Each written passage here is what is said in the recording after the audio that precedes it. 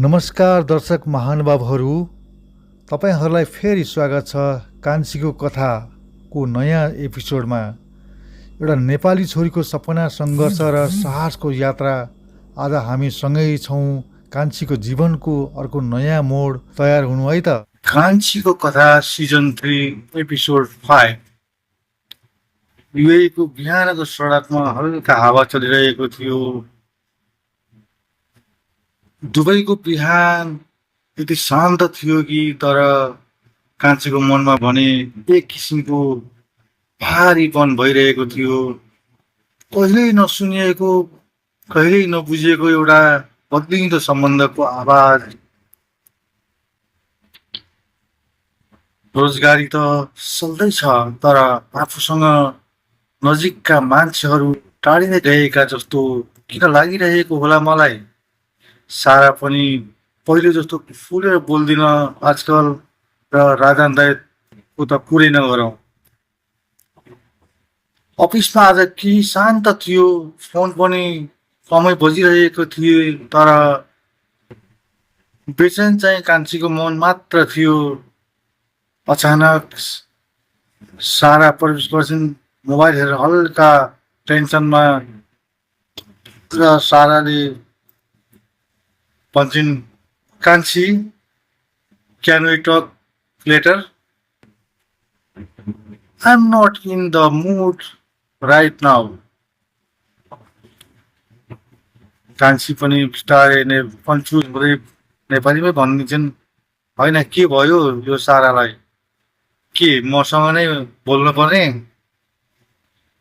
फेरि साराले भनिन्, no, it's just thing are not okay with Rajan.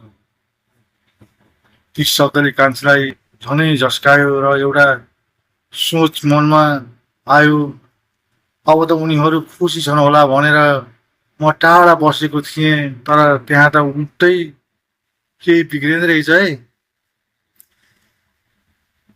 यस्तैमा लन्च ब्रेक गर्न बाहिरको पेजमा गइरहेका थिए।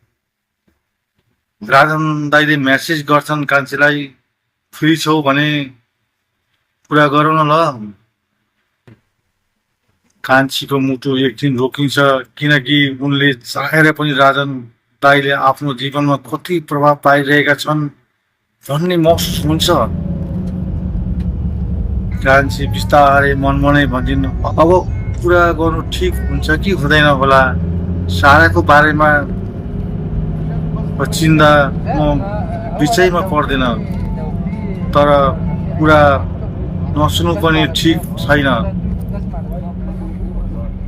कान्छीले मेसेज टाइप गर्नु अगावै राजन त्यहाँ टुप्लुक्क आइपुग्छन् र हेराहेर हुन्छ दुईजनाको अनुहार। र राजनले बिस्तारै भनिहाल्छ, कान्छी, एकछिन कुरा गर्न चाहेको थिएँ, सारा रिसाएको छ। मलाई लाग्छ उसले हाम्रो पुरानो कुरालाई गलत बुझ्दैछ। कान्छी हल्का नर्भस भएर, दाइ, यो कुरा मैले छुट्याउन सक्दिनँ। सारा तपाईँलाई कति मन पराउँछ, म बिचमा बोल्ने मान्छे होइन। राजन, तर कान्छी, हामी दुवैलाई थाहा छ, कान्छी, हामी बिच जुन कुरा अधुरो थियो, साराले डर लागिरहेको छ। यी शब्दहरूले कान्छीलाई गहिरै छोयो। उनी स्वयं त्यो अधुरोपनबाट छुटकारा पाउन चाहन्थिन्, तर राजनको आवाजले फेरि ती पुराना सम्झनाहरू ताजा बनाइदिइरहेको छ। सारा परबाट हेरेर भित्रभित्र दुखी भइरहेको देखिन्थ्यो। कान्छी पनि हल्का इमोसनलमा आएर, दाइ प्लिज, अब त्यो सबै कुरा भूतकाल भइसक्यो, बिर्सिदिनुहोस्। म चाहन्न हाम्रो फ्रेन्डसिपले सारालाई मन दुखाओस् भनेर।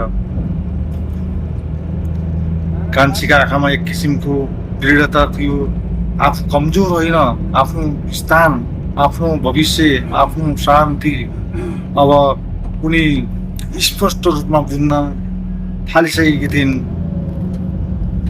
राजन केही बोल्न खोज्छन्, तर कान्छी हल्का मुस्कुराउँदै टाढा हिँडिहाल्छिन्।